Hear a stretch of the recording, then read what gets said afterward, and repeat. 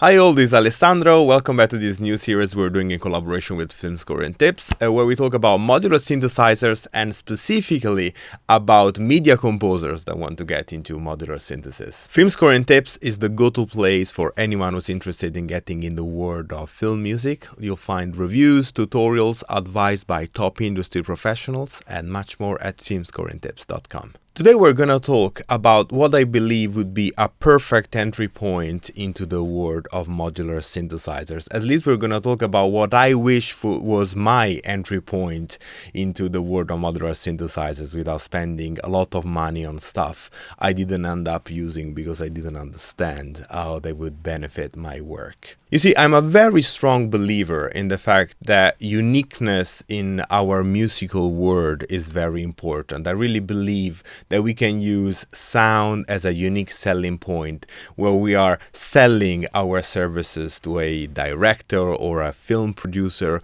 or a game developer. The way I personally love to do this is through sampling. This is exactly why my sampling company Sonora Cinematic was born. I just love to make unique sounds. And for me, the way a modular synthesizer would be very useful for media composers is to make your own samples unique. Let's find out how. Today we're going to use just one module, and I specifically chose a very popular module that you can find very easily on the second-hand market for really not much money.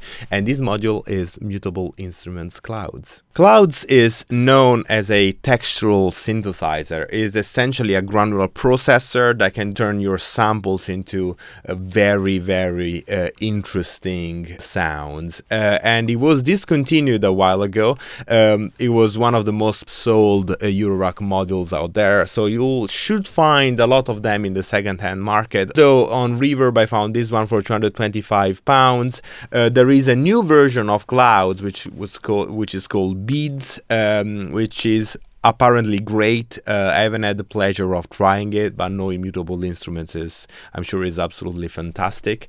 And most, if not all, of Mutable Instruments modules, the code is open source. So people started doing DIY version of it, and this is what I have. The DIY version of Clouds is called Monsoon. You can look it up on Reverb. You see that it's around £190. You're gonna have a lot of fun with this module, so I strongly recommend it, and it's really not expensive at all. You will need power supply, obviously, which we'll discuss in another video.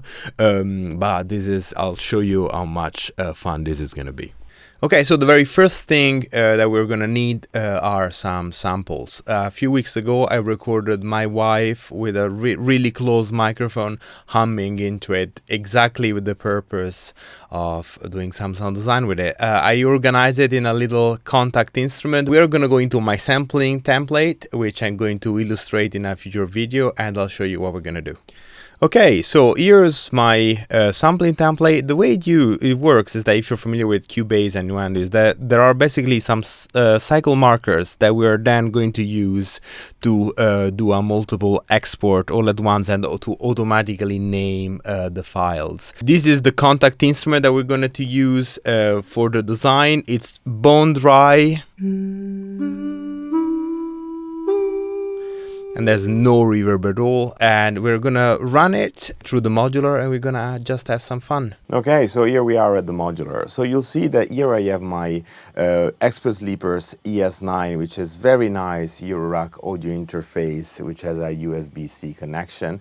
Having a dedicated audio interface, it's obviously very nice because it gets recognized by your computer, so you can use it as an external audio interface, and this comes with the added benefit of being DC coupled, which essentially means that you can send both audio and voltage control to and from your computer. And you see that here we're coming from the outputs of my computer into the inputs of Monsoon, and then our left and right output goes back into Cubase.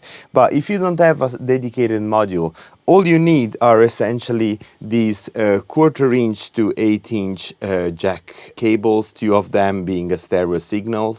And you might need to feed a little bit around with the levels, but you can do that in the box in most cases, and you can just use that and get into into the modular, which makes it very easy. And again, my purpose for this is to show you how you can use just one module as an external effects unit, and have already a lot of fun with that. Okay, now that I have everything set up, we are actually going to turn the wet knob all the way left in Monsoon, so that we can hear our sample dry. And here I have it running in Cubase completely dry. And Monsoon or Clouds is a multi-mode filter, and we're gonna use the first mode. The first mode is a granular processor. Let's start turning the wet knob all the way up.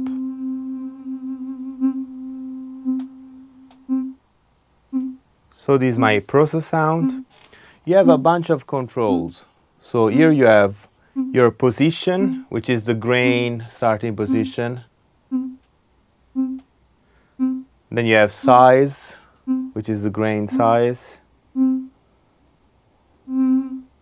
Density is gonna tell me what is the rate of the grain generation.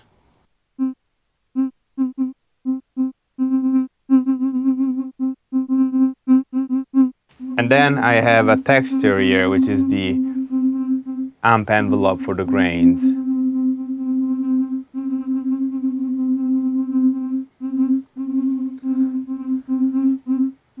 I think this is kind of interesting.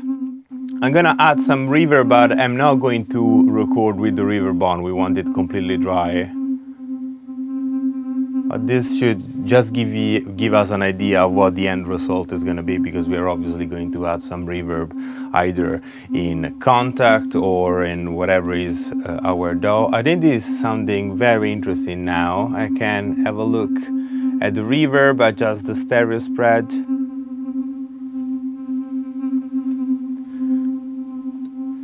So now I've just stopped the loop.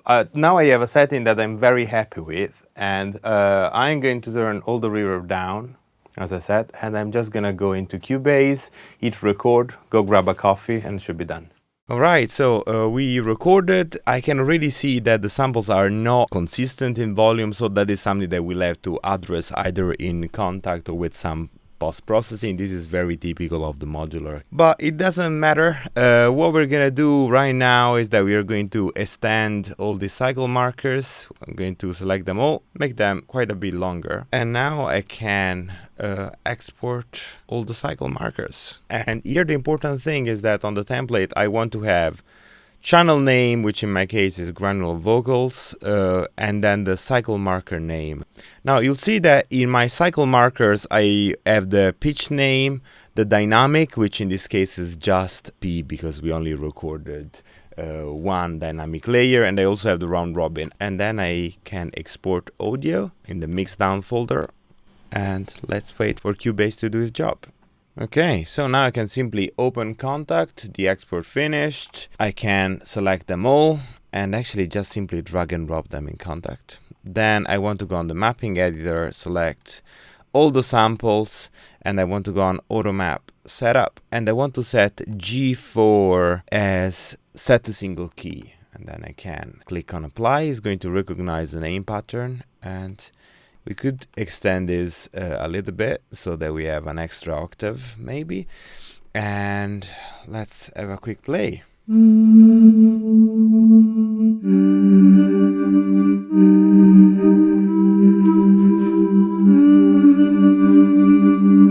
Quite interesting already. I would get the release up a little bit, I would get the attack up a little bit, and I would send, rather than sending a reverb, one thing that I really love doing is using the new replica delay and set it on diffusion. It gets a tone which is very, very similar to the Strymon Big Sky pedal, if you're familiar with that piece of kit.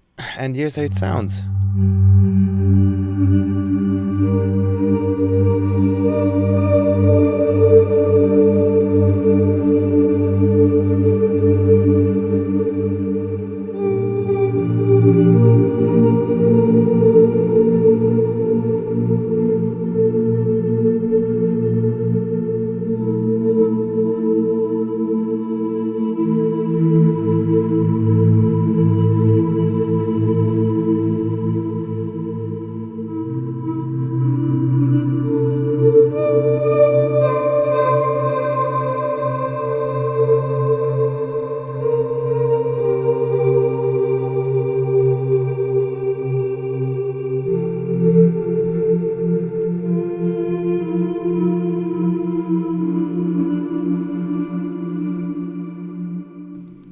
nice. And that's it. I really hope this inspired you to create your own samples or to make the samples that you already own unique. And if you're interested in this sort of stuff, please keep following Film Score and Tips and subscribe to my channel. I love to make this series as comprehensive as possible because I really love talking about this stuff. Thank you so much, and I'll see you next time.